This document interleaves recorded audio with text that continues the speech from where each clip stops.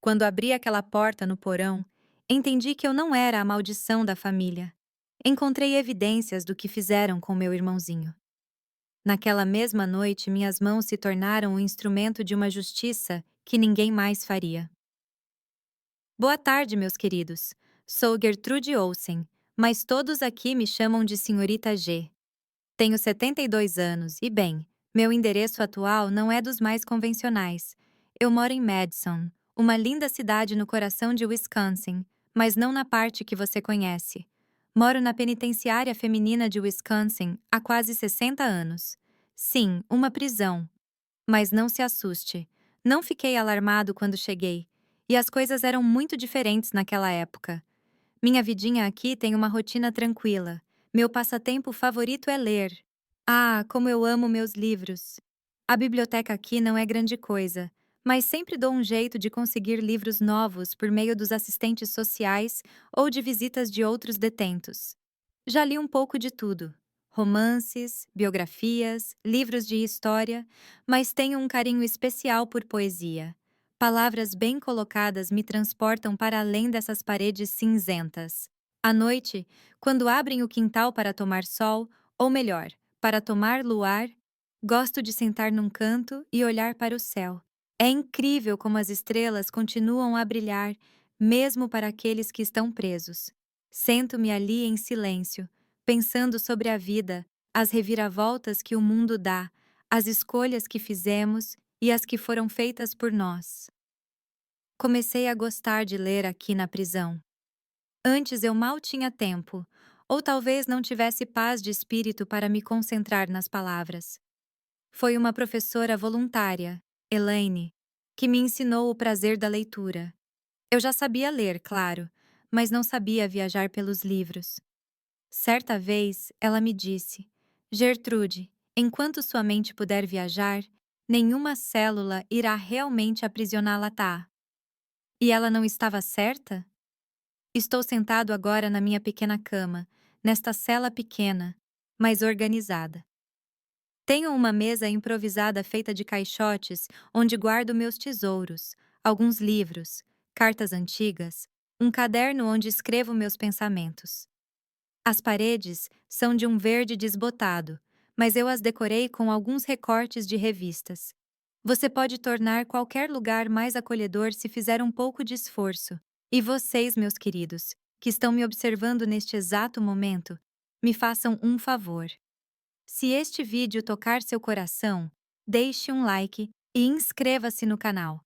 Isso ajuda a nossa história a alcançar mais pessoas. E me diga nos comentários de que canto da Brasil ou do mundo você está assistindo. Você está tomando seu café da manhã, almoçando ou já se preparando para dormir? Imagino você do outro lado, e isso me faz sentir menos sozinho nessa jornada.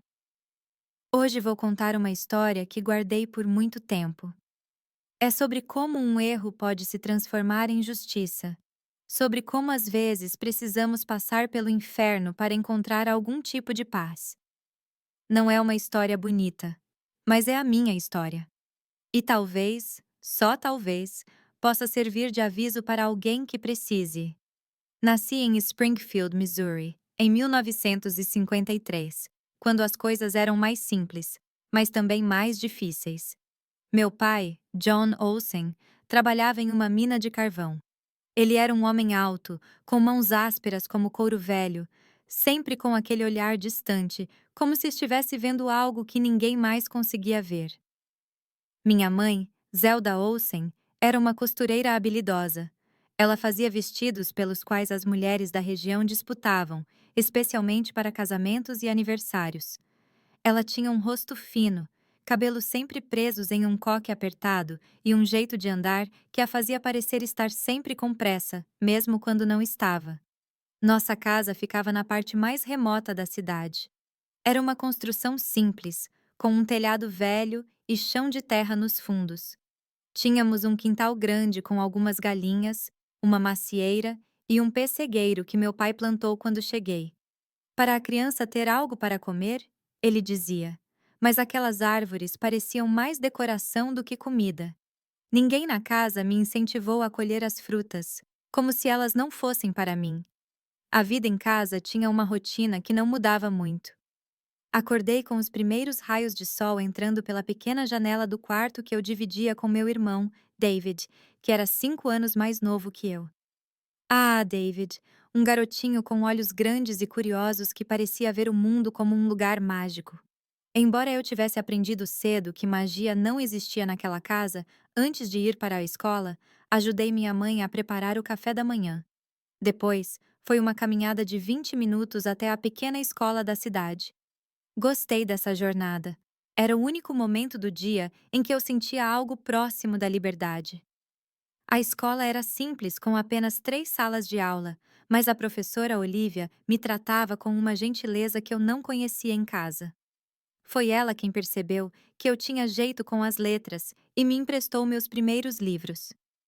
Depois da escola, eu voltava para ajudar minha mãe com as tarefas domésticas, lavar roupa, varrer e cuidar de David. O menino era frágil e nasceu com problemas de saúde. Respira errado, dizia meu pai, como se o simples ato de respirar pudesse ser feito incorretamente. Mas eu sabia que não era culpa de David. Ele tinha o que chamavam de sopro no coração. Ele precisava de cuidados especiais. À noite, quando meu pai chegava do trabalho, a casa parecia diferente. O ar parecia mais pesado, como se estivesse carregado de uma tensão invisível. Jantávamos em silêncio, apenas com o tilintar dos garfos nos pratos. Se David tossisse durante a refeição, meu pai batia na mesa. Esse menino veio com um defeito, ele murmurava como se estivesse falando com a comida. As noites eram as piores. Depois que as luzes se apagavam, as paredes da casa pareciam sussurrar. Muitas noites eu ouvia passos no corredor. Então, a porta do quarto de David se abria. Minha mãe dizia que estava verificando se ele estava respirando bem, mas os gemidos que eu ouvia não pareciam ser de atendimento médico. Muitas vezes eu colocava o travesseiro sobre a cabeça para não ouvir, e quando não aguentava mais, eu saía furtivamente para o quintal, sentava-me debaixo da macieira e contava estrelas até meus olhos pesarem. As brincadeiras de infância eram diferentes para mim. Enquanto outras crianças brincavam de bolinha ou de boneca, eu brincava de médico com David. Não era uma brincadeira comum. Era minha tentativa desesperada de confortá-lo depois dos exames que nossos pais faziam quando achavam que ele não estava bem. Eu fingia ter poderes mágicos para curá-lo. Eu passava a mão delicadamente onde ele dizia que doía e cantava baixinho músicas que eu inventava na hora. Na escola, eu tinha poucos amigos. Ivy e Dorothy eram as únicas que se aproximavam. As outras meninas pareciam sentir. Havia algo estranho em mim, como se eu carregasse uma nuvem negra. Certa vez, ouvi a mãe de uma colega de classe dizer: "Não brinque com essa menina. Há algo errado com aquela família." E havia, só que ninguém fez nada a respeito. O pároco da cidade, Padre Eugênio, certa vez me ligou depois da missa e perguntou se estava tudo bem em casa. Quase contei a ele, mas naquele exato momento, meu pai apareceu na porta da sacristia com aquele olhar que eu conhecia bem. O olhar que dizia: "Se você abrir a boca, vai piorar." Então, sorri e disse que estava tudo bem, que eu estava apenas cansado porque tinha ajudado muito em casa. O pior dia da minha infância foi quando fiz 10 anos. Não houve festa nem bolo.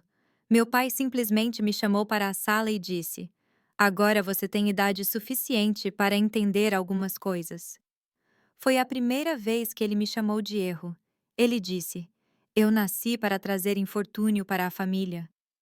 Que desde o meu nascimento só aconteceram coisas ruins, incluindo o nascimento defeituoso de David. Naquela noite, chorei até dormir e sonhei com um lugar muito, muito distante de Springfield. Um lugar onde ninguém me chamava de errado, onde David podia respirar sem dor, onde as maçãs no quintal eram para comer e não apenas para olhar. Mas quando o sol nasceu, eu ainda estava lá, no mesmo quarto, na mesma casa, com o mesmo peso nos ombros. E foi assim que passei minha infância, entre sussurros nas paredes, olhares cortantes do meu pai, silêncios da minha mãe e a respiração ofegante de David. Cada dia era sobreviver até o próximo. Cada noite era esperar que o amanhecer chegasse rapidamente. E no fundo do meu coração, uma pergunta que nunca tive coragem de fazer em voz alta. Se eu fui o erro, por que parecia que eles é que estavam fazendo tudo errado? Foi quando completei 14 anos que as coisas começaram a ficar ainda mais estranhas em casa. David, aos 9 anos de idade, estava ficando cada vez mais frágil. O sopro no coração parecia estar piorando. Embora nunca tivéssemos visto um médico de verdade, meus pais disseram que sabiam cuidar dele melhor do que qualquer médico da cidade. Certa tarde de julho de 1967, voltei da escola e notei algo diferente. Um carro que eu nunca tinha visto antes estava estacionado em frente à nossa casa, o que era raro em Springfield naquela época.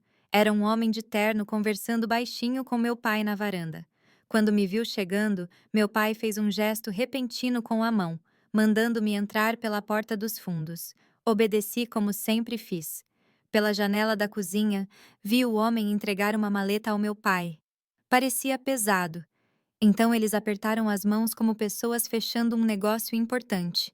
Quando o carro foi embora, levantando poeira na estrada de terra, meu pai entrou com aquele sorriso raro nos lábios, o tipo de sorriso que só aparecia quando algo o agradava muito.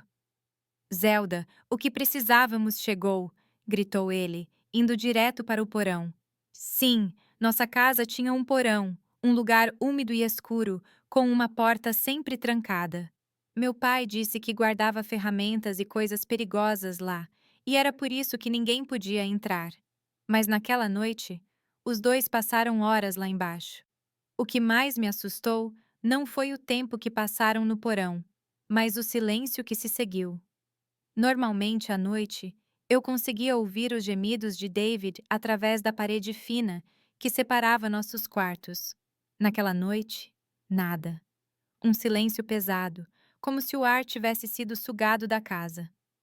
Na manhã seguinte, quando perguntei sobre David, minha mãe apenas disse: ele está descansando.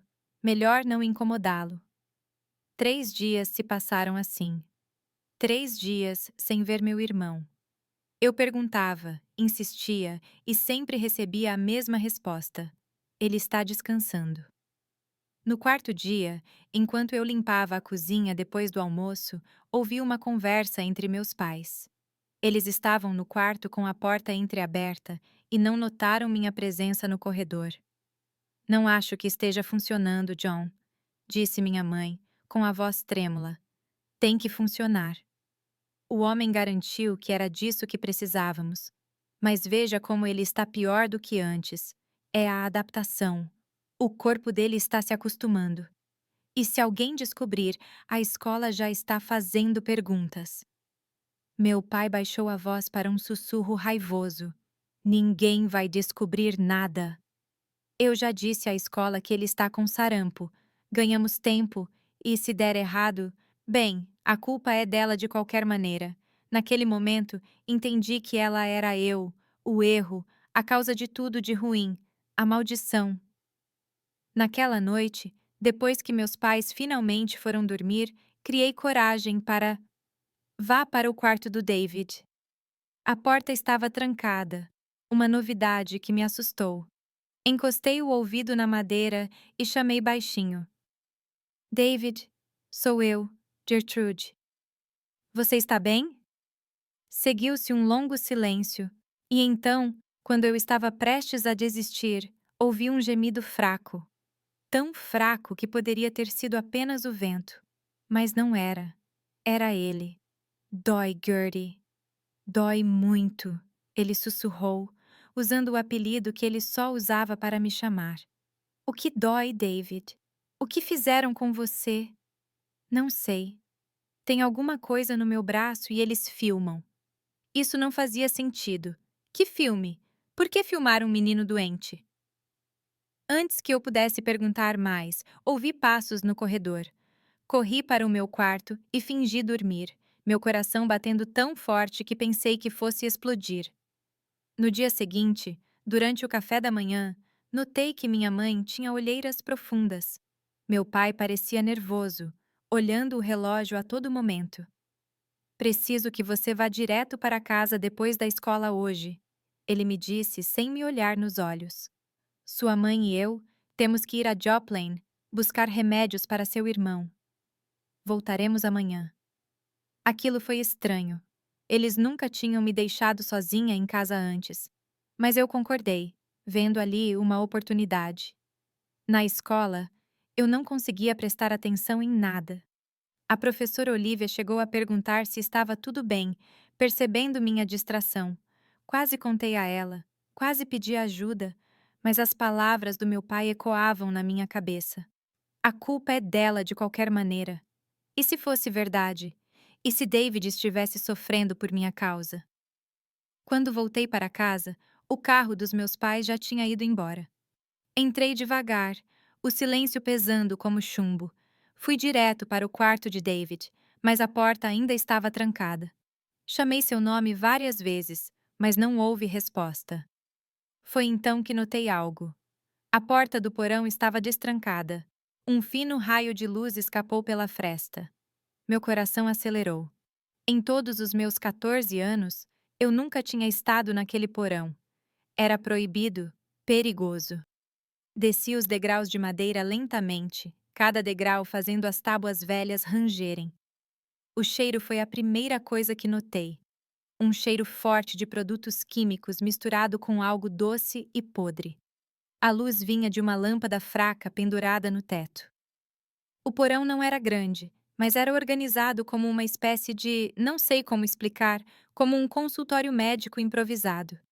Havia uma cama dobrável no centro com tiras de couro nas extremidades, uma mesa com instrumentos que eu nunca tinha visto antes, potes com líquidos de cores estranhas e, em um canto, uma máquina que reconheci da aula de ciências, um projetor de cinema. Ao lado, uma pilha de latas redondas, filmes. Senti meu estômago revirar. Movido por um impulso, não conseguindo me controlar, peguei uma das latas, abri e coloquei o rolo no projetor, como aprendera na escola. Liguei o aparelho, apontando-o para a parede branca. As imagens que apareceram me fizeram cair de joelhos. Era David, meu pequeno David, amarrado naquele mesmo berço. Meu pai estava aplicando uma injeção no braço dele, enquanto minha mãe ajustava algo em um aparelho próximo. O rosto do meu irmão estava contorcido de dor, mas não havia som no filme, apenas imagens cruas em preto e branco do seu sofrimento. Mudei para outro filme, e outro, e outro. Anos de tratamentos, anos de experimentos, anos do meu irmão sendo usado como se eu nem conseguisse dizer a palavra. Alguns filmes mostravam procedimentos tão cruéis que eu tinha que desviar o olhar.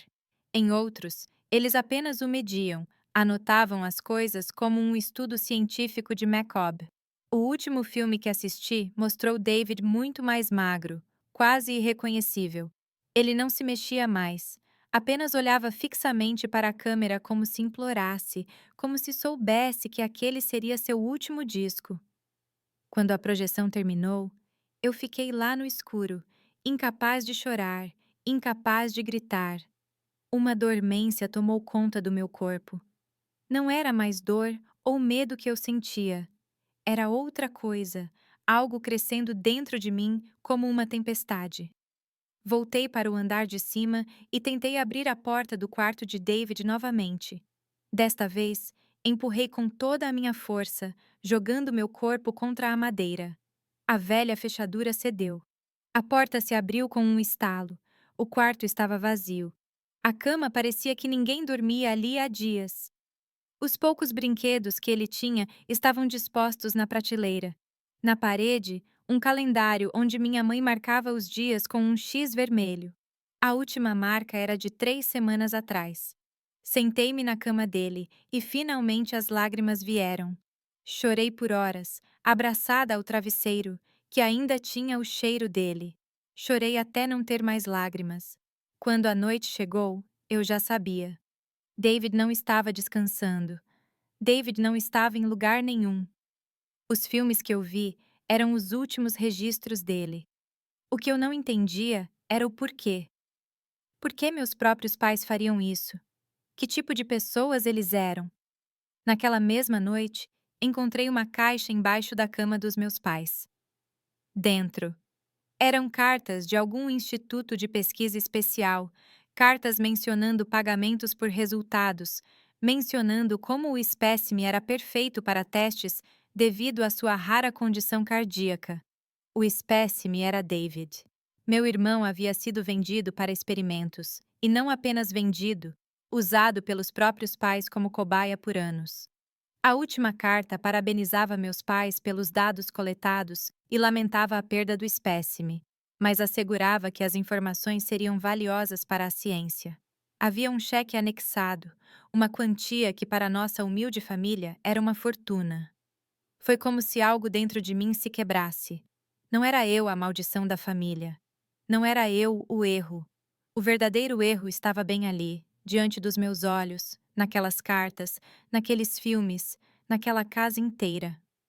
Passei a noite acordado, sentado na cozinha. As evidências espalhadas sobre a mesa, esperando. O ódio que crescia dentro de mim era calmo, quase sereno. Quando o sol começou a nascer, ouvi o carro chegando.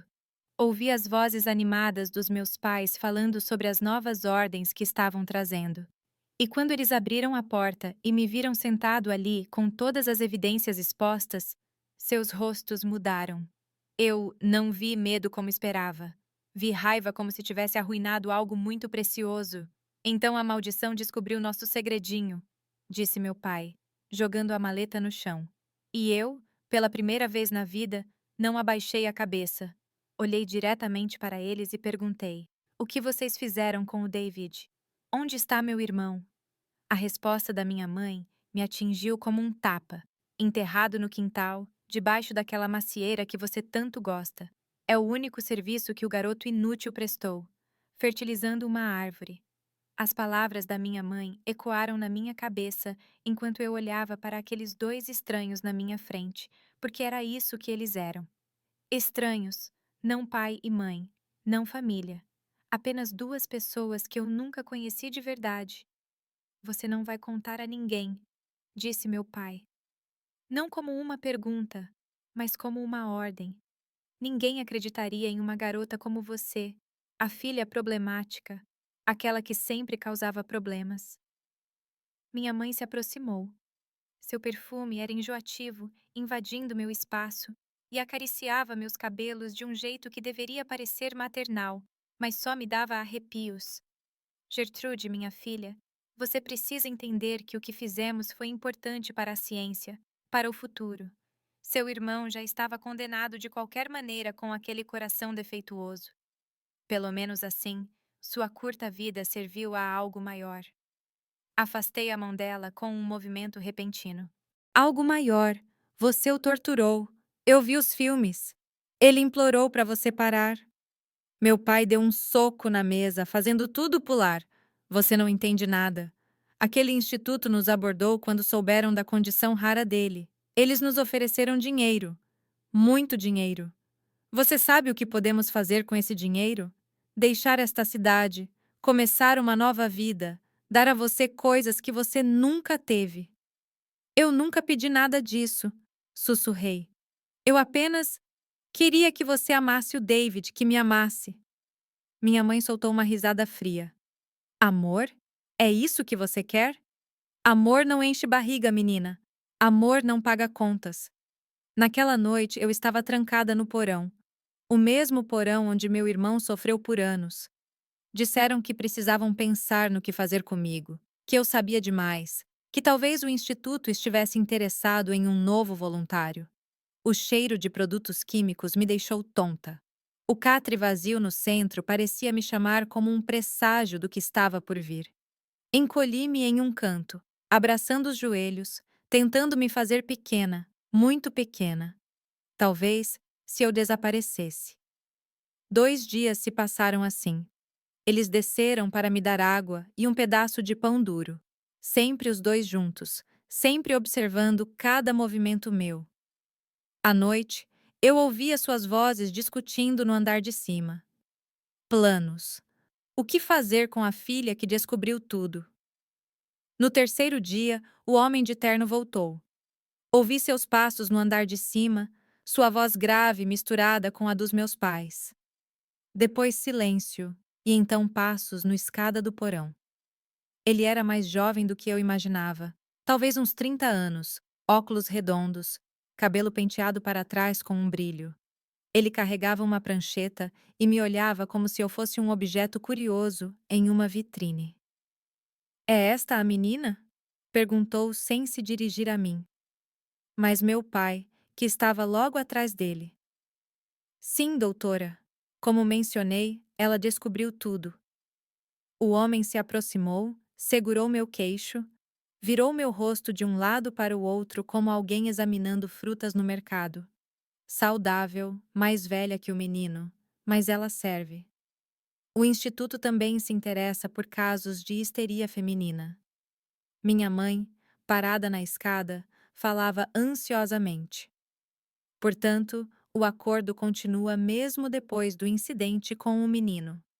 O homem ajustou os óculos com algumas modificações. Este precisará de dosagens diferentes e de documentação assinada, como se fosse uma internação voluntária em uma clínica psiquiátrica para cobrir nossas bases.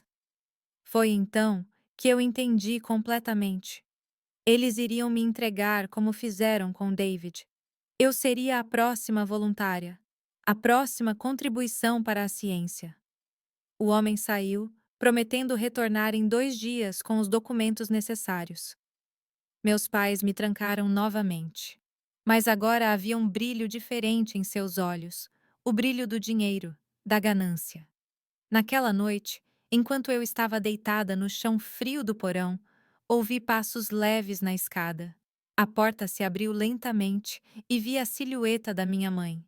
Ela estava sozinha, o que era incomum. Gertrude, ela chamou suavemente. Você está acordada? Permaneci imóvel, fingindo dormir. Ela se aproximou e se ajoelhou ao meu lado. Senti sua mão em meus cabelos novamente. Aquele falso carinho que agora me enojava. Sabe? Ela começou, pensando que eu estava dormindo. Eu nunca quis filhos. Seu pai foi quem insistiu. E quando você nasceu, tão difícil, chorando tanto, pensei que seria a única. Então veio o David, com aquele coração fraco. Foi como um castigo. Ela hesitou por um longo tempo. Mas agora vejo que foi uma bênção. O dinheiro que recebemos pelos dados do David, e agora você poderá recomeçar longe daqui. Talvez até na Califórnia. Ela continuou falando mais para si mesma do que para mim sobre os planos, sobre como usariam o dinheiro. Ela não mencionou culpa ou arrependimento em nenhum momento. Nenhuma vez soou como uma mãe falando da filha. Era como se estivesse falando de mercadorias. Quando ela finalmente saiu, abri os olhos e encarei a escuridão. Algo havia mudado dentro de mim. O medo deu lugar a outra coisa. Uma determinação fria, uma certeza. Eu não seria a próxima contribuição para a ciência. Na manhã seguinte, quando meu pai desceu com o café da manhã, notei que ele estava diferente, mais descuidado. Talvez a certeza de que logo se livrariam de mim o tivesse deixado confiante demais. Ele deixou a porta do porão entreaberta ao sair. Esperei alguns minutos, ouvindo atentamente. A casa estava silenciosa. Vozes vinham do quarto dos meus pais. Eles discutiam sobre o que fariam com o dinheiro, tão absortos que não me ouviram. Fui até a gaveta da cozinha e peguei uma faca, para não usá-la, pelo menos não naquele momento, apenas para me defender se precisasse. Então, sem fazer barulho, saí pela porta dos fundos. O sol da manhã me cegou momentaneamente. Quantos dias eu havia passado naquela escuridão porão? 3, 4. Pareceu uma eternidade. Meu primeiro impulso foi correr para fugir o mais longe possível, mas então meus olhos pousaram na macieira. A mesma macieira sob a qual eu me sentava para contar estrelas. A mesma macieira sob a qual, segundo minha mãe, meu irmão havia sido enterrado. Aproximei-me lentamente. O solo ao redor parecia normal, sem sinais de ter sido remexido. Eles teriam mentido sobre isso também. Naquele momento, ouvi um grito vindo da casa. Eles descobriram que eu havia escapado. Não havia tempo para investigar a macieira. Eu precisava fugir. Corri para a rua sem destino certo. Simplesmente corri. A cidade ainda estava acordando. Poucas pessoas nas ruas. Uma senhora idosa varrendo a calçada me olhou estranhamente. Eu devia estar uma bagunça, suja, desgrenhada, com uma faca na mão. Menina, está tudo bem? Ela perguntou, genuinamente preocupada. Parei sem fôlego. Abri a boca para responder, mas o que eu diria? Meus pais mataram meu irmão em experimentos e agora querem fazer o mesmo comigo?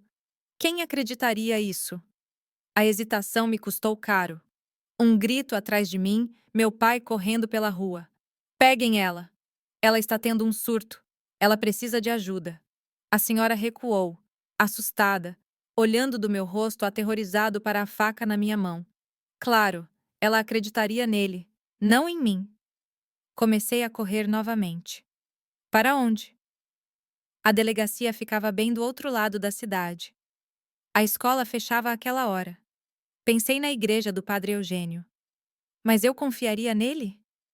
Da última vez que quase pedi ajuda, meu pai apareceu bem a tempo de impedir. Acabei me escondendo nos arbustos atrás do cemitério da cidade. Fiquei lá tremendo, tentando pensar no que fazer agora. Se eu voltasse para casa, não, isso não era uma opção. Se eu tentasse contar a alguém que acreditaria em uma adolescente acusando os próprios pais de monstruosidades. As horas passaram. A fome piorou. A sede também. Quando a noite caiu, eu ainda estava lá, escondido, sem saber o que fazer. No dia seguinte, criei coragem e me aproximei de uma banca de jornal. O dono, o Sr. Oliver, era conhecido por ser caridoso. Quando me viu, seus olhos se arregalaram. Gertrude, menina, seus pais estão te procurando por toda a cidade. Dizem que você fugiu de casa depois. Ele hesitou. Depois do quê? Perguntei, temendo a resposta. Depois de atacá-los com uma faca. Dizem que você não está bem da cabeça, que desde a morte do seu irmãozinho você mudou. Meu sangue gelou. Morte do David. Quando foi isso? Na semana passada, não foi? Seu pai disse que ele finalmente sucumbiu à doença cardíaca. A cidade inteira está angustiada e agora você gosta disso. Eles criaram a história perfeita. O filho doente que finalmente morreu. A filha traumatizada que enlouqueceu com a perda. Quem questionaria isso? Sr. Oliver. Eu tentei. Minha voz falhou. Não acredite neles, por favor.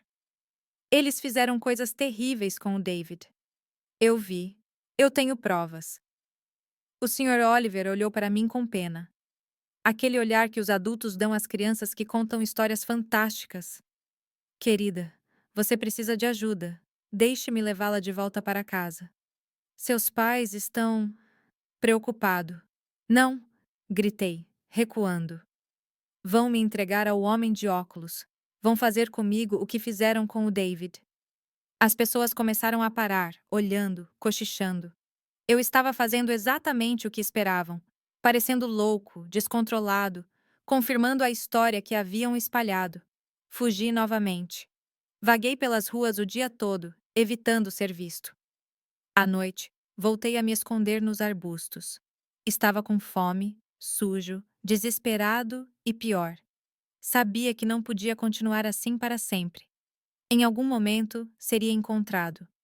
No terceiro dia de fuga, tomei uma decisão. Voltaria para casa, não para me render, mas para pegar as provas, os filmes, as cartas do instituto. Sem eles, era apenas a minha palavra contra a deles. E em Springfield, Missouri, nos anos 60, a palavra de um homem respeitado como meu pai valia mais do que a de um adolescente perturbado. Esperei até o final da tarde, quando soube que meu pai estaria no trabalho. Vi minha mãe sair para ir ao supermercado. A casa ficaria vazia por pelo menos meia hora. Entrei pelos fundos usando a chave que sempre ficava escondida debaixo de um vaso. A casa estava silenciosa, com o mesmo ar pesado de sempre. Desci direto para o porão, sabendo exatamente o que estava procurando. As latas de filme estavam lá, empilhadas em um canto. As cartas também. Coloquei tudo em uma sacola de pano que encontrei pendurada. Eu estava prestes a sair quando ouvi passos no andar de cima. Fiquei paralisada. Eu sabia que você voltaria. A voz fria da minha mãe veio do alto da escada. Ela começou a descer lentamente, cada degrau ecoando no porão vazio. Em suas mãos, ela carregava algo que eu nunca tinha visto antes, uma seringa cheia de um líquido amarelado.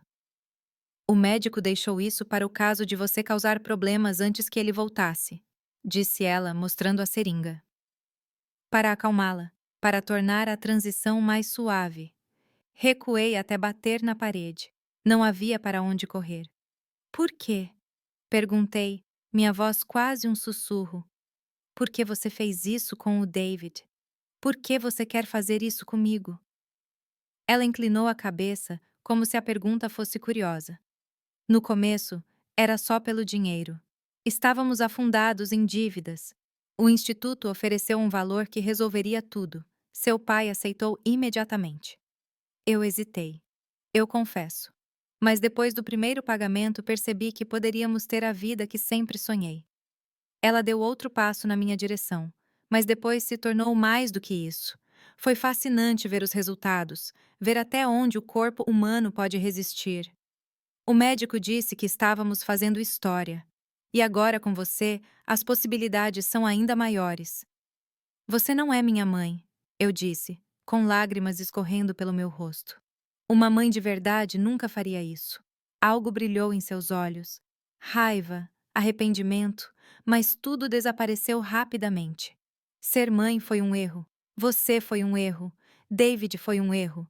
Mas agora posso consertar tudo. Ela avançou com a seringa. Abaixei-me para pegar a bolsa com as evidências ainda firmes em minhas mãos. Em desespero, meus dedos encontraram algo duro e frio no chão. Um dos instrumentos de metal que eles usaram nos experimentos. O que aconteceu depois parece um borrão na minha memória. Lembro-me do movimento rápido que fiz, do som metálico, do grito dela e depois do silêncio. Quando recuperei a consciência, minha mãe estava deitada no chão do porão, com um instrumento de metal ao lado dela. Sangue. Muito sangue. Subi as escadas, cambaleando, ainda segurando a sacola com as evidências. Na cozinha, vomitei tudo o que não estava no meu estômago. Então, sentei-me à mesa, olhando para o nada, esperando. Era só uma questão de tempo até meu pai retornar. E o que aconteceria então? Eu sabia que deveria fugir, correr o mais longe possível. Mas para onde?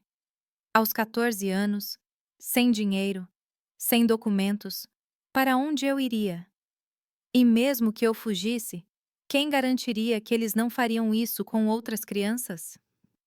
O instituto continuaria procurando voluntários. Meus pais encontrariam outros espécimes. Enquanto eu esperava, uma certeza cresceu dentro de mim. O que estava acontecendo naquela casa precisava parar definitivamente para sempre. O relógio na parede da cozinha marcava 7 quando ouvi o carro do meu pai estacionando. O som familiar dos pneus no cascalho, a porta batendo, os passos pesados na varanda. Eu não me mexi. Continuei sentado à mesa, com as evidências espalhadas à minha frente e minhas mãos manchadas de vermelho. Uma estranha calma tomou conta de mim, como se eu estivesse observando tudo de fora do meu próprio corpo. Zelda, onde você está, mulher? Sua voz ecoou pela casa. Depois ficou mais baixa, como se estivesse falando sozinho. Eles pegaram a garota? Os passos se aproximaram da cozinha. Quando meu pai apareceu na porta, seu rosto rapidamente passou da surpresa para a fúria. Seus olhos passaram das minhas mãos sujas para as latas de filme na mesa e depois para meu rosto impassível. O que você fez? Ele rosnou, avançando. Onde está sua mãe? No porão, respondi, minha voz saindo calma demais para a situação. Com David, onde ambos pertencem. Ele me agarrou pelo braço, me levantando da cadeira com tanta força que senti meu ombro estalar. Seu hálito de uísque atingiu meu rosto quando ele gritou: "O que você quer dizer com isso? O que você fez?" Eu não respondi. Eu apenas olhei em seus olhos sem piscar, sem medo. Isso pareceu assustá-lo mais do que quaisquer palavras. Ele me soltou como se minha pele estivesse queimando e correu para o porão. O grito que ouvi em seguida não parecia humano, era algo primitivo, animal. Então passos tropeçantes subindo as escadas. Quando voltou para a cozinha, parecia ter envelhecido 10 anos. Seu rosto estava pálido e seus olhos vidrados. Você.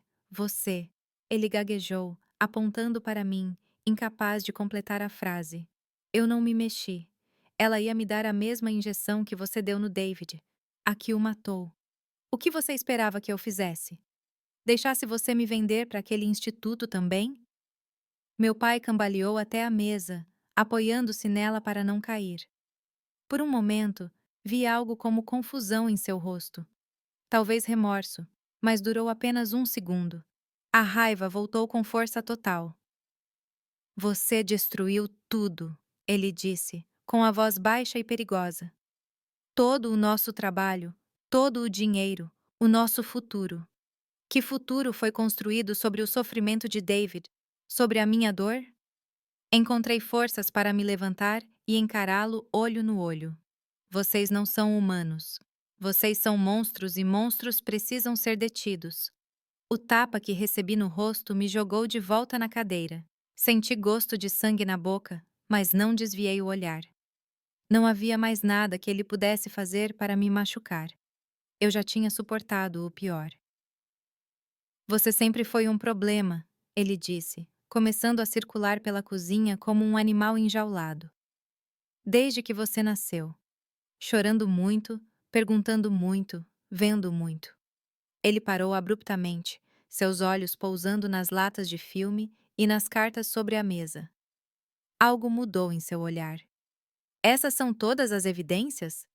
Ele perguntou, com a voz agora calculista. Eu não respondi. Ele agarrou meu queixo com força. Responder.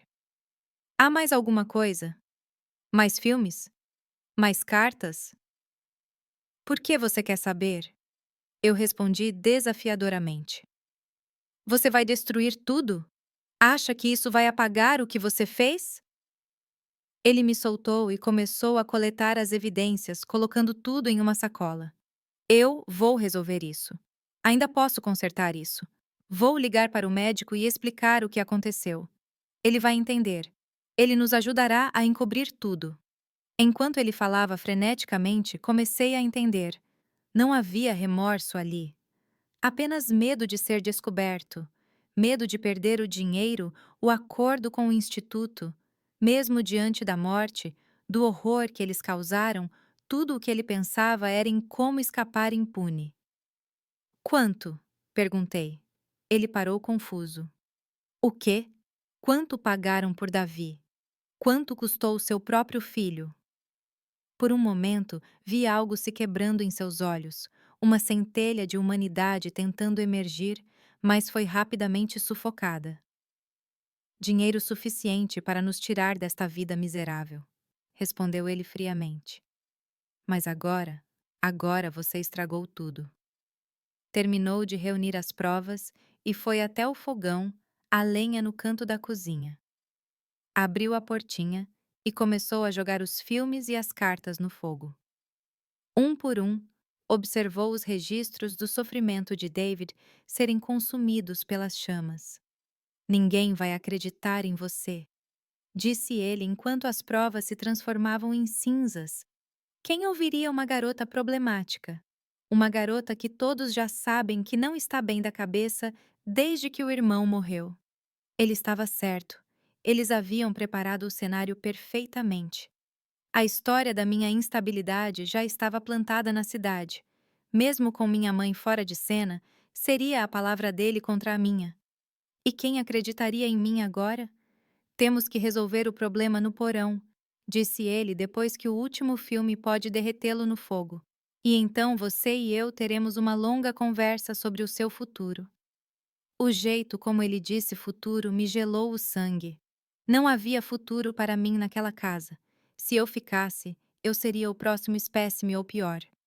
Quando ele se virou para pegar algo na gaveta, vi o brilho metálico de uma faca, a mesma que eu usara para me defender dias antes.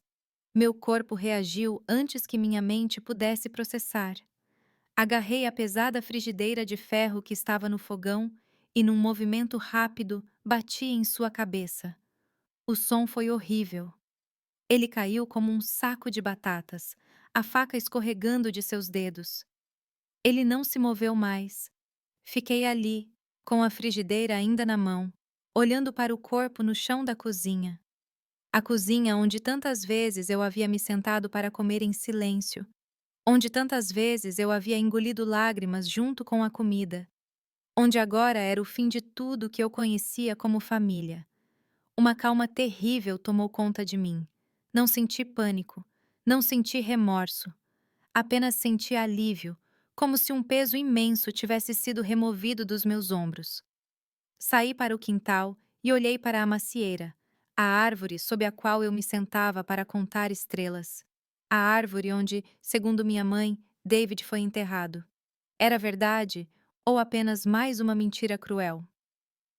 Eu fui até o galpão de ferramentas e peguei uma pá. Comecei a cavar debaixo da macieira, movido por uma necessidade que não conseguia explicar. Eu precisava saber. Eu precisava ter certeza. Não sei por quanto tempo cavei. Minhas mãos formaram bolhas que estouraram e sangraram. Meus braços doíam. O suor escorria pelo meu rosto, misturando-se com lágrimas que eu não percebia que estava derramando. Quando a pá finalmente atingiu algo sólido, meu coração parou por um segundo. Era uma caixa, uma pequena caixa de madeira, pequena demais para um corpo.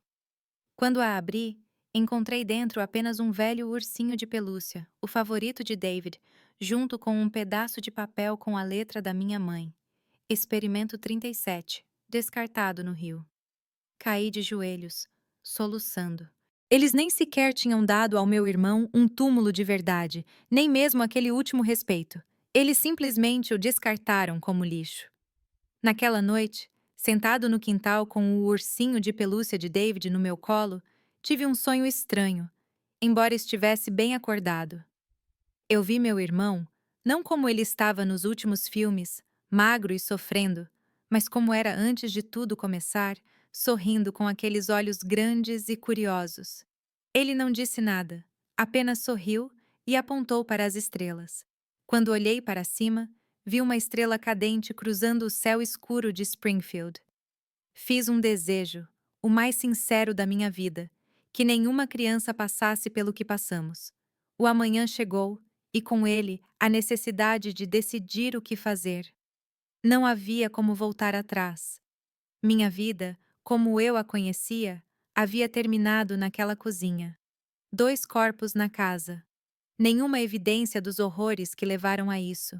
Apenas eu, um adolescente de 14 anos que todos já acreditavam ser perturbado. Tentei pensar racionalmente.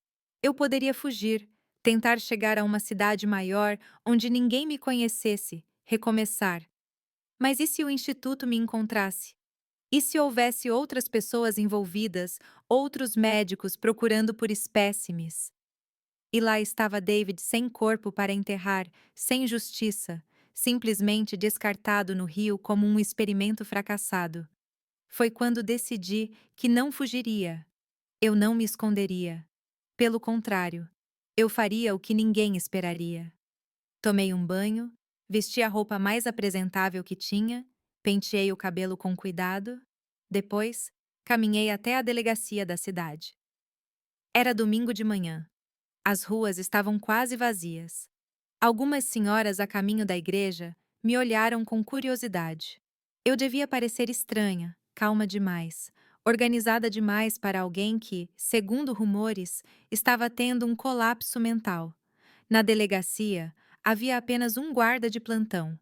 Eu o reconheci, Theodore, um homem de meia idade que às vezes jogava cartas com meu pai. Quando me viu, franziu a testa, confuso. Gertrude, o que você está fazendo aqui, menina? Seu pai está te procurando por toda parte. Eu sei, respondi, com a voz firme. E foi sobre ele que vim falar. Contei tudo sem emoção, sem lágrimas, apenas fatos. Os experimentos com David, as cartas do instituto, o dinheiro, os planos para mim, o que aconteceu no porão, o que eu fiz na cozinha, o ursinho de pelúcia debaixo da macieira, o corpo no rio. No início, o guarda olhou para mim com ceticismo, depois com horror crescente.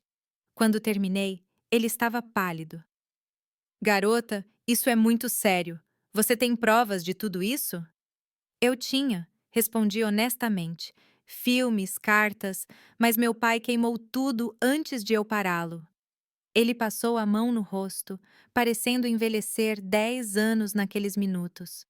Sem provas, é a sua palavra contra, bem, contra ninguém agora, pelo que entendi. Eu esperava por isso. Eu já sabia que, mesmo confessando, seria difícil provar o que tinha acontecido. Mas eu não me importava. Eu não tinha vindo em busca de justiça convencional. Não preciso que as pessoas acreditem em tudo. Finalmente disse. Só preciso que eles vejam o que têm em casa e depois façam o que vocês têm que fazer comigo. O guarda pediu reforços. Uma hora depois, nossa casa estava cercada pela polícia.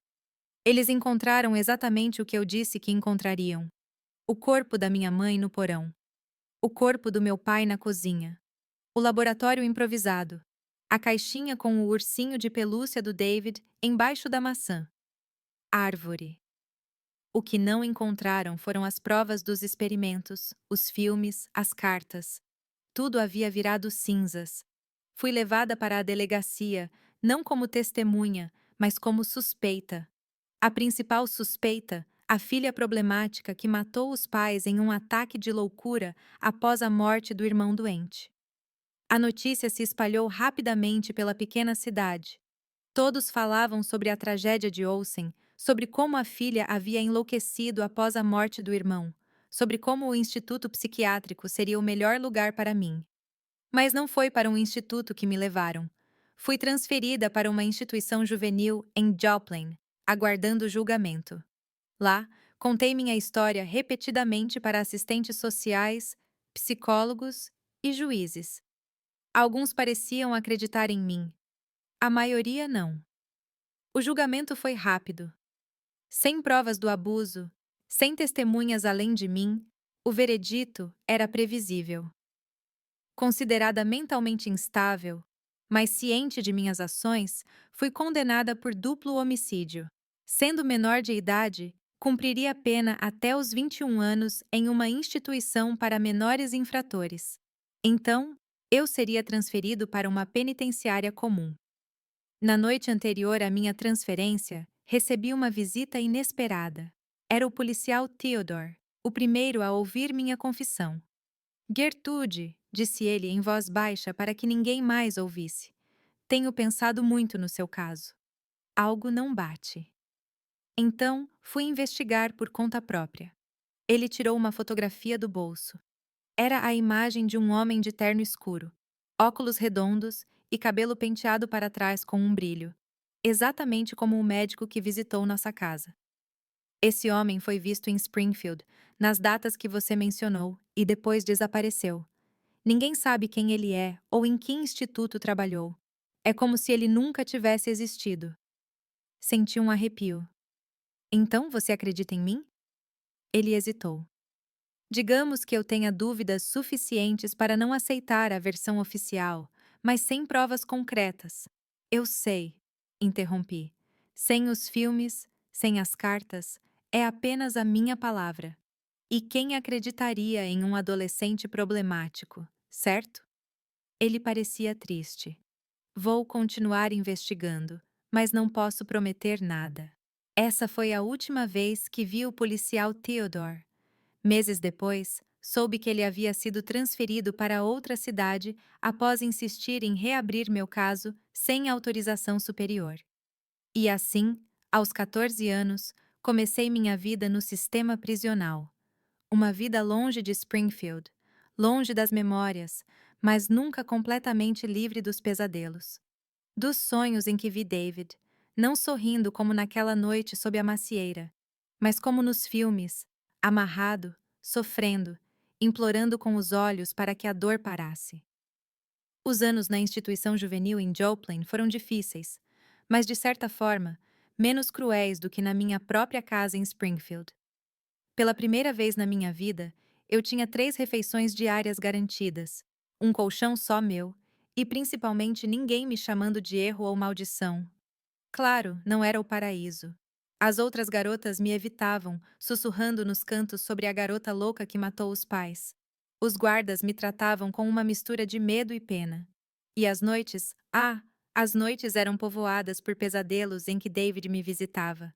Às vezes sorrindo como na infância, às vezes sofrendo como nos filmes que eu via no porão. Fiz 18 anos ainda naquela instituição. 3 anos passaram rápido e devagar ao mesmo tempo. Estudei na pequena escola que funcionava lá dentro. Descobri que tinha facilidade com números, com matemática.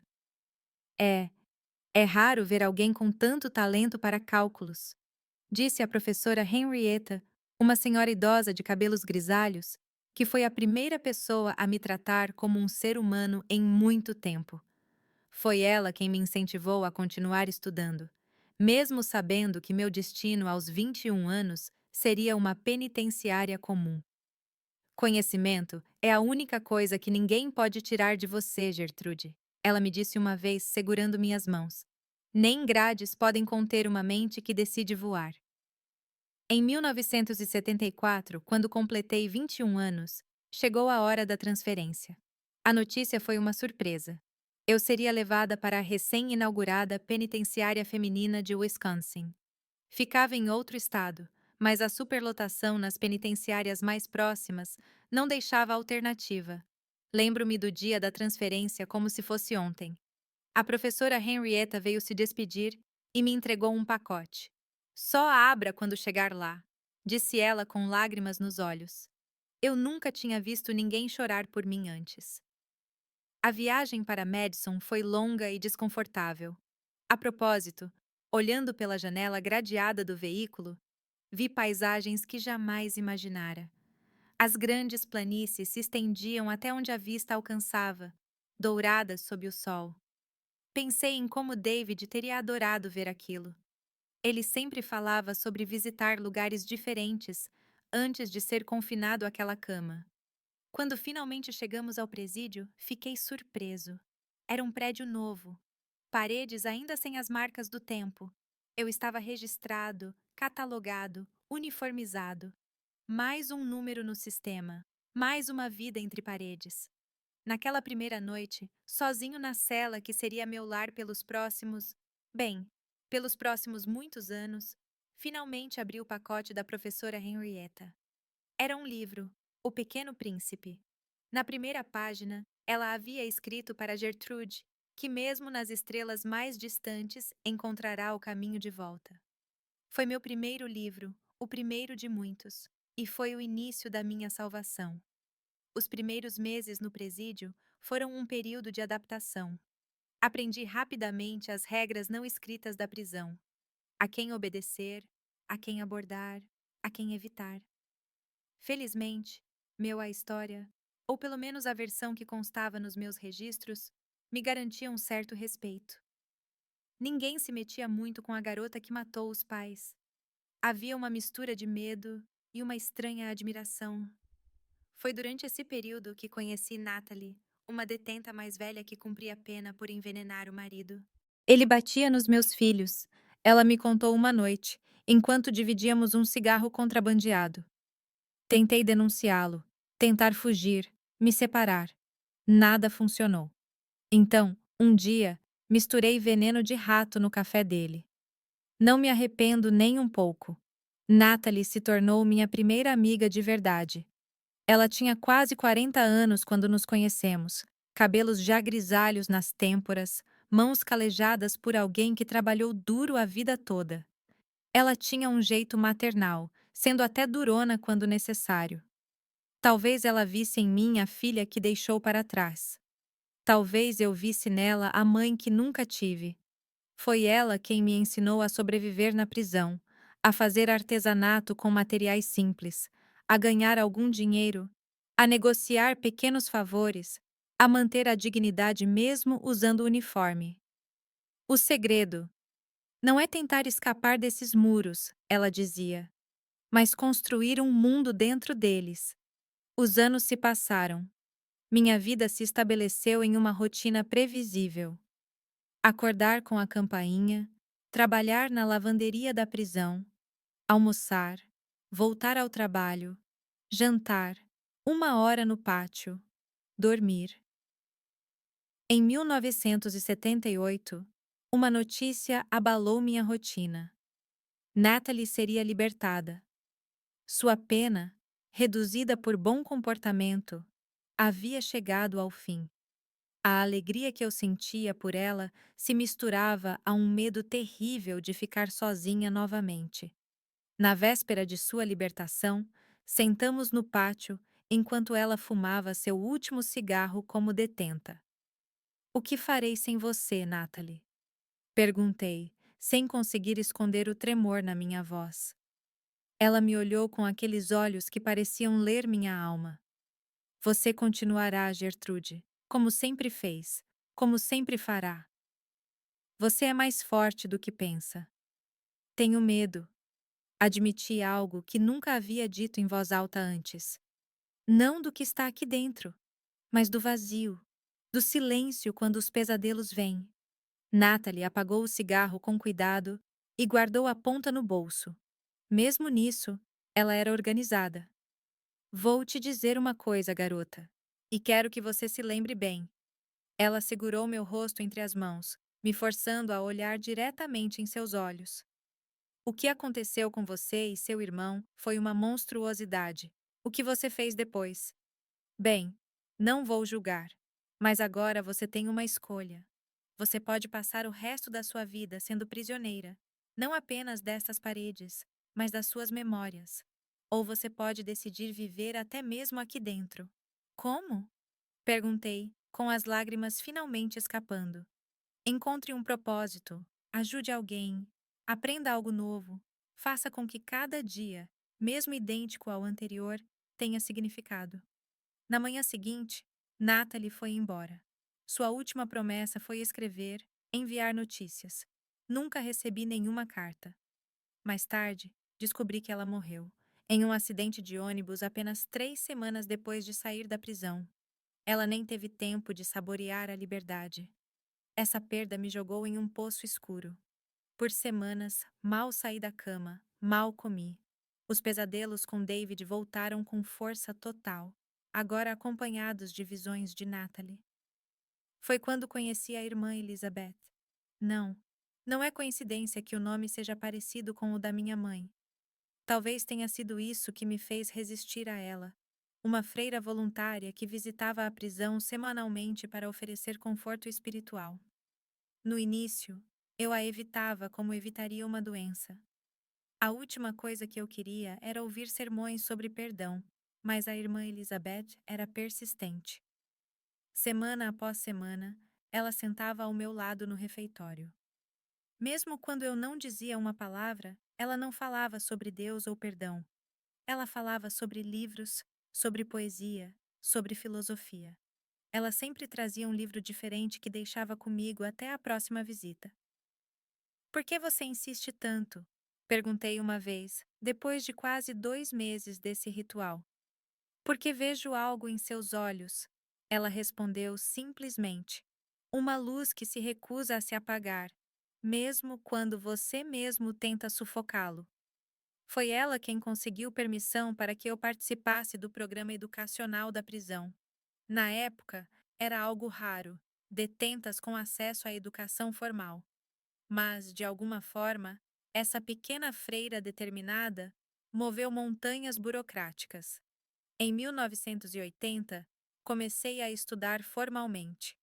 Primeiro, terminei o ensino fundamental, depois o ensino médio. A sala de aula improvisada na prisão tornou-se meu refúgio, os livros, minha fuga, os números, meus companheiros. Quando terminei o ensino médio, a irmã Elizabeth trouxe uma proposta que mudaria tudo. Um programa piloto onde as detentas pudessem cursar o ensino superior por correspondência. Era experimental, burocrático, difícil, mas possível. Matemática, respondi sem hesitar quando ela perguntou o que eu gostaria de estudar. Quero entender os números, as equações, a lógica. Por 5 anos, estudei como nunca antes. Os materiais chegavam mensalmente. Resolvi os exercícios, escrevi redações, as devolvi. Minha cela se transformou em uma pequena biblioteca com livros de álgebra, geometria e cálculo. As paredes cobertas de anotações e fórmulas. Em 1987, aos 34 anos, e com quase metade da minha vida atrás das grades, recebi meu diploma em matemática. Não houve cerimônia, nem beca, nem festa, apenas um papel que chegou pelo correio, e a irmã Elizabeth com seu sorriso sereno. E agora? Perguntei, segurando o diploma como se fosse algo frágil e precioso. Agora você ensina. Ela respondeu, como se fosse óbvio. E assim começou a terceira fase da minha vida na prisão. Com a autorização da administração, iniciei um programa de alfabetização para as detentas. No início, havia apenas 3 alunas medrosas e desconfiadas. Em um ano, mais da metade da população carcerária feminina de Madison passava pelo menos 1 hora por semana na minha sala de aula improvisada. Ensinei mulheres de todas as idades a ler, escrever e calcular. Mulheres que nunca tiveram a oportunidade de estudar. Mulheres que, como eu, cometeram erros, alguns terríveis, outros apenas o resultado de uma vida sem opções. Em 1990, a irmã Elizabeth adoeceu. Leucemia, disse o médico. Ela continuou visitando a prisão, mesmo durante o tratamento, cada vez mais frágil, o hábito preto acentuando a palidez da sua pele. Em sua última visita, ela me trouxe um presente, uma edição antiga de O Pequeno Príncipe, para substituir o exemplar desgastado que Henrietta me dera anos antes. Sabe por que gosto tanto deste livro? Perguntou ela, com a voz já fraca. Porque fala sobre um menino e uma raposa, respondi, tentando fazer uma piada para não chorar. Porque fala sobre ver com o coração, sobre domar e ser domado, sobre criar laços. Ela segurou minha mão. Você criou laços aqui, Gertrude, com cada mulher que ensinou a escrever o próprio nome. Com cada uma que agora consegue ler uma carta da família sem precisar de ajuda. Você transformou sua prisão em algo significativo. A irmã Elizabeth faleceu 2 semanas depois. Não pude ir ao funeral, é claro, mas organizei uma pequena cerimônia no pátio da prisão. Surpreendentemente, o diretor autorizou. Ainda mais surpreendente, quase todas as detentas participaram. Foi um raro momento de união naquele lugar, normalmente dividido por rivalidades e tensões. Mulheres de diferentes origens, crimes, sentenças, todos unidos em respeito por alguém que fora uma presença constante de bondade em suas vidas. E algo estranho aconteceu durante aquela cerimônia improvisada. Enquanto líamos trechos de O Pequeno Príncipe em homenagem à irmã Elizabeth, senti um pedaço que não conhecia desde a infância, como se um círculo se fechasse. Como se eu finalmente encontrasse um propósito. Naquela noite, pela primeira vez em anos, sonhei com David. Não como nas terríveis lembranças dos filmes, nem como um menino assustado que gemia de dor. Sonhei com ele adulto, sorrindo em paz. Você fez a diferença, Gertie. Ele me disse no sonho, usando o apelido que só ele me chamava. Não para mim. É tarde demais para isso, mas para eles, para todos eles. Acordei com lágrimas no rosto, mas não eram de tristeza. Pela primeira vez, chorei de alívio. Os anos seguintes trouxeram mudanças ao sistema prisional. Novos direitos, novas possibilidades. O programa educacional que iniciei informalmente foi oficializado. Temos nosso próprio espaço, materiais e reconhecimento. Em 1995, recebi uma proposta inesperada: a oportunidade de cursar uma especialização em educação matemática ainda dentro do sistema. Aceitei imediatamente. Mais anos de estudo intenso, mais conhecimento acumulado dentro daquelas paredes cinzentas. Quando completei 50 anos em 2003, eu já era uma figura respeitada dentro do Centro Correcional Feminino de Wisconsin. Não apenas pelos internos que me chamavam de professora ou carinhosamente de senhorita G, mas também pela administração.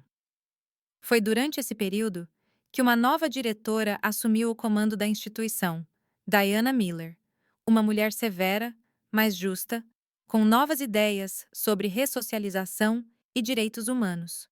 Certa manhã de abril, fui chamado ao seu consultório, algo raro e, geralmente, não muito bom. Gertrude Olsen, disse ela, consultando meu grosso arquivo. Presa em 1968 por duplo homicídio, sem incidentes disciplinares durante toda a sua estadia. Isso é extraordinário. Eu tento me comportar, respondi com um leve sorriso. Vejo aqui que você praticamente criou o programa educacional desta instituição, que você tem ensino superior, que ajudou centenas de mulheres. Eu não sabia para onde aquela conversa estava indo, então apenas assenti. Tenho uma proposta para você, ela continuou. O Estado está implementando um programa de revisão de sentenças para casos antigos. Considerando seu histórico exemplar, você poderia ser elegível para progressão de regime, talvez até liberdade condicional. O mundo parou. Liberdade? A palavra soou estranha, quase assustadora. Depois de 35 anos entre muros, a ideia de estar lá fora parecia mais aterrorizante do que qualquer coisa. E se eu não quiser? As palavras saíram antes que eu pudesse contê-las. O diretor me olhou surpreso. Como assim? Não quero? Estou falando de liberdade. Gertrude. Respirei fundo. O que eu faria lá fora? Não tenho família, nem lar. Minha vida, meu trabalho está aqui dentro. Essas mulheres precisam de mim. Diana Miller recostou-se na cadeira, me observando com novos olhos. 20 anos no sistema prisional, nunca ouvi algo assim. Mas entendo que você criou raízes aqui, construiu algo significativo. Após um momento de silêncio, ela propôs um meio-termo. Eu permaneceria na unidade, mas com um status diferente. Semi-liberdade para participar de programas de treinamento fora, retornando à noite. A oportunidade de expandir o trabalho educacional, mais autonomia. Você não precisa decidir agora, ela disse finalmente. Eu não preciso, respondi. Já decidi. Ficarei sob as condições que você propôs. E assim, quase ironicamente, escolhi voluntariamente permanecer onde fui forçada a estar, não por medo da liberdade, mas por ter encontrado propósito nas correntes que me prendiam. Nos anos seguintes, sob a administração da diretora Diana, o programa educacional floresceu. Conseguimos parcerias com universidades, aumentamos o número de detentas alfabetizadas, criamos oficinas profissionalizantes. Em 2010, quando eu já havia passado mais de 40 anos encarcerada, recebi uma visita inusitada. Uma jovem advogada recém-formada, com olhos brilhantes e cheia de ideais. Meu nome é Amy Theodore, ela se apresentou. Estou revisando casos antigos como parte de um projeto de defensoria pública. O sobrenome me fez estremecer. Theodore, como o policial Theodore de Springfield. Ela sorriu, seus olhos brilhando. Ele era meu avô. Ele faleceu há 5 anos, mas me deixou suas anotações, incluindo aquelas sobre o seu caso. Meu coração acelerou. Depois de tanto tempo, aquela conexão com o passado, com o único homem que tentou acreditar em mim, parecia quase mística. Ele nunca esqueceu sua história, continuou Amy.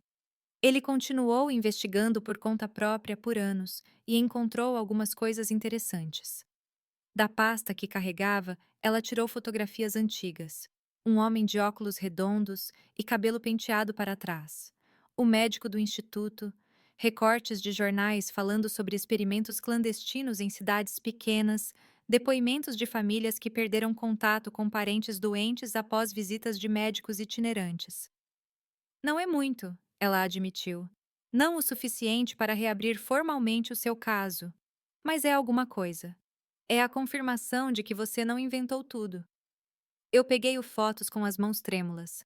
Depois de tanto tempo, ter essa validação, mesmo pequena, mesmo tardia, foi como um peso sendo removido da minha alma. O que você pretende fazer com isso? Perguntei. Depende de você, respondeu Amy. Podemos tentar uma revisão criminal. O clima jurídico hoje é diferente. Há mais sensibilidade para casos como o seu, especialmente considerando a idade que você tinha quando tudo aconteceu.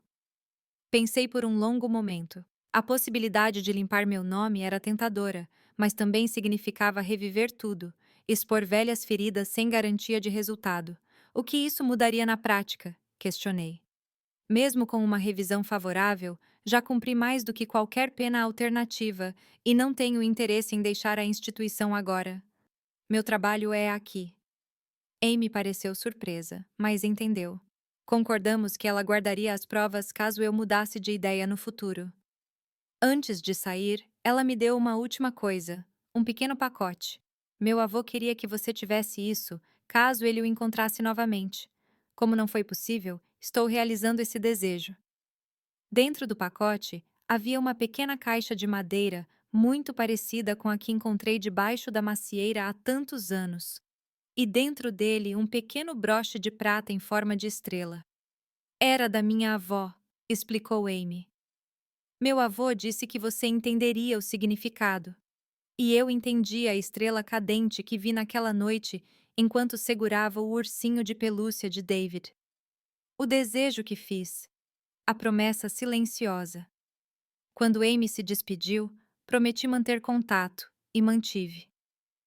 Ela continuou visitando a unidade, primeiro por interesse no meu caso, depois como amiga e, por fim, como colaboradora no programa educacional. Foi ela que, anos depois, me convenceu a começar a registrar minhas memórias. Sua história precisa ser contada, ela insistiu. Não apenas a tragédia, mas o que você construiu depois dela. E assim cheguei aos 70 anos em 2023.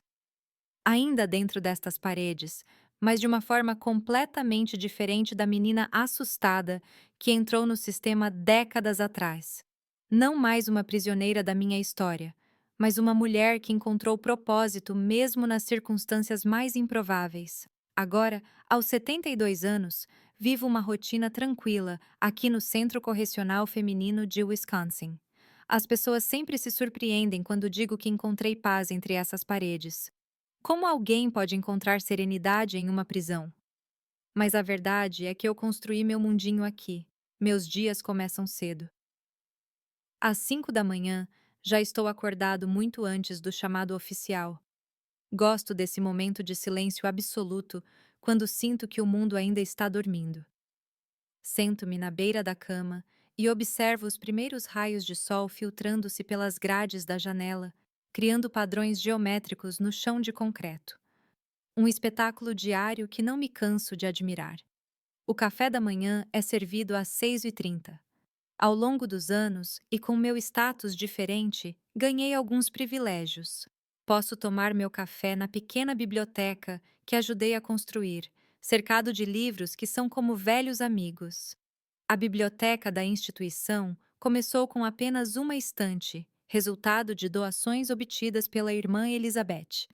Hoje, há mais de 3.000 volumes organizados e catalogados com o mesmo cuidado que eu dedicaria aos tesouros.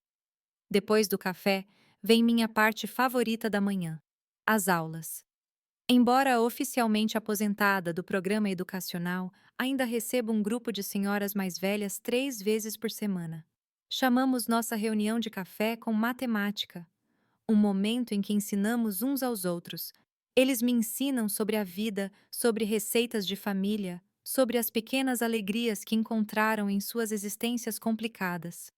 Eu os ensino a administrar o dinheiro que recebem de suas famílias, a calcular quanto tempo resta de pena, a entender porcentagens e frações. A idade me trouxe algumas doenças. Meus joelhos doem nas manhãs frias. Minha visão não é tão boa quanto antes. Uso óculos de leitura, um presente da diretora Diana no meu aniversário de 65 anos.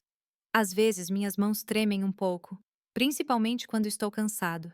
Mas minha mente continua tão afiada como sempre. O almoço é um momento de socialização. Eu como no refeitório principal, onde sou tratado com uma curiosa mistura de respeito e carinho. Os mais novos me chamam de Senhorita G, muitos dos quais ensinei a ler. Professor, dizem os mais velhos. Ninguém se lembra ou se importa com o motivo que me trouxe aqui. Sou apenas a senhora de cabelos brancos que ajudou a transformar um pedaço deste lugar. As tardes são para leitura. Li tantos livros nessas décadas que perdi a conta. Comecei com romances simples, passei para os clássicos, mergulhei na filosofia e nas ciências. Hoje, tenho um gosto especial pela astronomia. Talvez pela mesma razão que sempre gosto de olhar as estrelas. A vastidão do universo me lembra que nossas vidas, com todas as suas dores e alegrias, são apenas um grão de areia em uma praia infinita. 3 vezes por semana, tenho o privilégio de passar 1 hora adicional no pátio à noite, quando os outros presos já estão reunidos. A diretora Diana implementou essa concessão especial anos atrás, quando percebeu meu fascínio pelo céu noturno. Para a observação astronômica, diz oficialmente o documento que ela autoriza. Na prática, é meu momento mais íntimo de conexão com o universo. Nesses momentos, sento-me num banco de concreto no canto mais escuro do quintal, longe dos holofotes brilhantes. De lá, consigo ver um pedaço generoso do céu emoldurado pelos altos muros. Consigo identificar constelações, planetas e até mesmo alguns satélites que passam silenciosamente sobre nossas cabeças. Quando a lua está cheia, gosto de observar suas crateras, imaginando como seria pisar naquela superfície distante.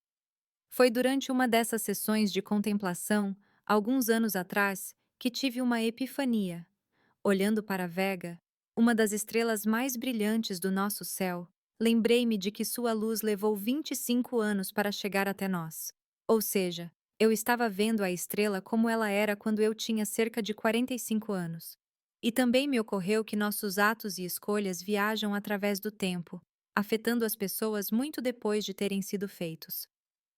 Os experimentos horríveis que meus pais realizaram com David afetaram não apenas meu irmão naquele momento, mas toda a minha vida subsequente e, por extensão, a vida de todas as mulheres que eu pude ajudar aqui. Assim como as ondas se expandem em um lago, nossas ações têm consequências que vão muito além do que podemos imaginar. Essa reflexão me trouxe uma paz que eu nunca imaginei ser possível. Não é que eu tenha perdoado meus pais. Não sei se algum dia chegarei a esse ponto. Mas entendi que, de alguma forma misteriosa, o horror que vivemos serviu a algo maior. A dor de David, minha prisão, tudo se transformou em uma força que me permitiu ajudar centenas de mulheres ao longo das décadas. Minha cela hoje é mais como um pequeno apartamento. Com o tempo, ganhei o direito de personalizá-lo. Nas paredes, além dos inevitáveis calendários que marcam o tempo, tenho mapas celestes, fotografias de galáxias distantes, poemas que gosto de reler. Uma pequena prateleira abriga meus livros favoritos, aqueles que não posso doar para a biblioteca geral, pois se tornaram parte de mim. Na mesinha ao lado da cama, guardo meus tesouros mais preciosos. O broche de estrela que ganhei da Amy, uma edição desgastada do Pequeno Príncipe, agora em seu terceiro exemplar, pois os anteriores se desfizeram de tanto serem lidos, e uma pequena caixa de madeira. Dentro dela, um pedaço de papel amarelado pelo tempo, meu diploma de matemática, o primeiro grande marco da minha segunda vida. Aos domingos, recebo visitas, não de familiares, claro, mas de ex-alunos que passaram pela instituição e agora estão livres. Eles trazem notícias do mundo exterior, fotos dos filhos e netos, às vezes um bolo ou biscoitos caseiros. É o meu tipo de família, construída não por laços de sangue, mas por conexões mais profundas. Amy Theodore, agora uma advogada respeitada na região, vem regularmente. Foi ela quem me convenceu a começar a registrar minhas memórias. Sua história não pode morrer com você, senhorita G. Ela insiste. Precisa servir como uma lição sobre o mal que os humanos podem fazer uns aos outros, mas principalmente sobre como é possível reconstruir-se das cinzas. Nos últimos 2 anos, comecei a gravar pequenos vídeos com autorização especial da administração. Falo sobre minha vida, sobre o sistema prisional, sobre educação e redenção. Amy os publica em uma plataforma de internet, sempre protegendo minha identidade. Memórias de um professor improvável é o que chamamos de projeto.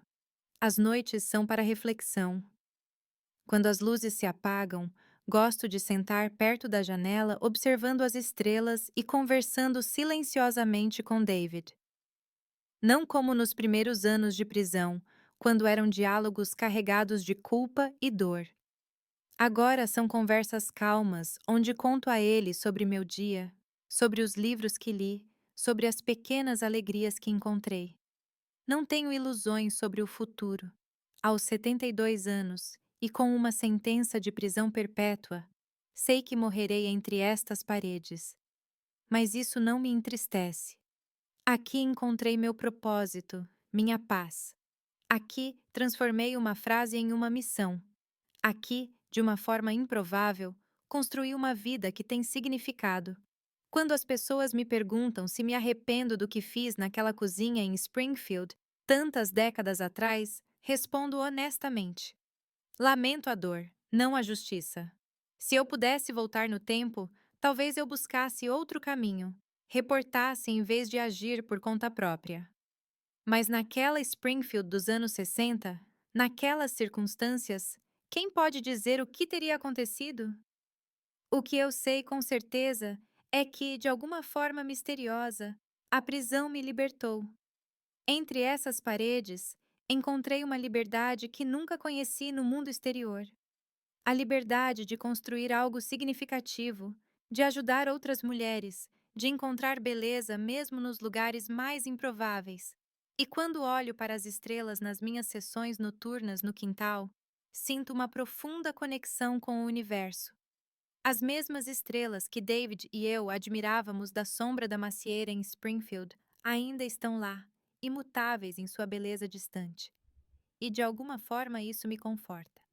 De alguma forma, isso me faz sentir que tudo está exatamente como deveria ser.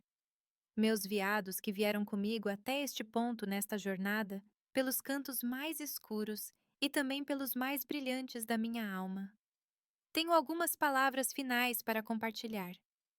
Se você estiver passando por momentos de profunda escuridão, saiba que mesmo nas noites mais escuras, as estrelas ainda estão lá, mesmo que temporariamente invisíveis. Aprendi que a idade não define nossa força, mas nossa capacidade de começar cada dia de forma nova. Minhas rugas são mapas de sobrevivência. Cada um conta uma história de dor superada. O tempo não cura todas as feridas, mas nos ensina a conviver com elas e ainda sorrir. Minha história não é sobre o que fizeram comigo, mas sobre como escolhi responder. A vida me ensinou que, mesmo na mais profunda escuridão, nossa luz interior nunca se apaga. Em qualquer país, em qualquer cultura, em qualquer circunstância, lembre-se, você tem o poder de transformar sua dor em propósito. Não é fácil, não é rápido, mas é possível. Eu sou a prova viva disso. Descobri que somos mais fortes do que imaginamos, principalmente quando achamos que não aguentamos mais. Se você conhece alguém que está sofrendo, estenda a mão. Seja o professor, Henrietta, a Natalie, a irmã Elizabeth ou a Amy na vida de alguém. Às vezes, um pequeno gesto, um livro, uma palavra gentil, um momento de escuta sincera pode literalmente salvar uma vida. Procure ajuda onde quer que você esteja. Em todos os cantos do mundo, há pessoas e organizações dedicadas a proteger os mais vulneráveis. A dignidade humana é um direito universal. Não importa onde você esteja, nunca é tarde para buscar apoio, nunca é tarde para recomeçar. Aprendi que a verdadeira força não está em nunca cair, mas em se levantar sempre. Que nossa história não termine com capítulos dolorosos. Que sobreviver é uma forma de resistência. E viver bem é a melhor vingança. Antes de me despedir, gostaria de fazer um pedido especial. Se esta história tocou seu coração de alguma forma, inscreva-se no canal e ative o sino de notificação para ser notificado sobre novos vídeos. Cada assinatura é uma forma de garantir que histórias como a minha, histórias de superação, mesmo nas circunstâncias mais improváveis, continuem sendo contadas. E deixe-me apenas uma palavra nos comentários. Estrelas. Esta palavra será o nosso código secreto, uma maneira de saber que você acompanhou minha jornada até o fim, que você entendeu que mesmo nas noites mais escuras, há uma luz lá em cima nos guiando. Faça isso agora. Não espere mais um minuto. Obrigado por me ouvir, por permitir que uma mulher de 72 anos de dentro de uma prisão em Madison talvez tocasse suas vidas de alguma forma. Cada noite, quando eu olhar para o céu, lembrarei de você.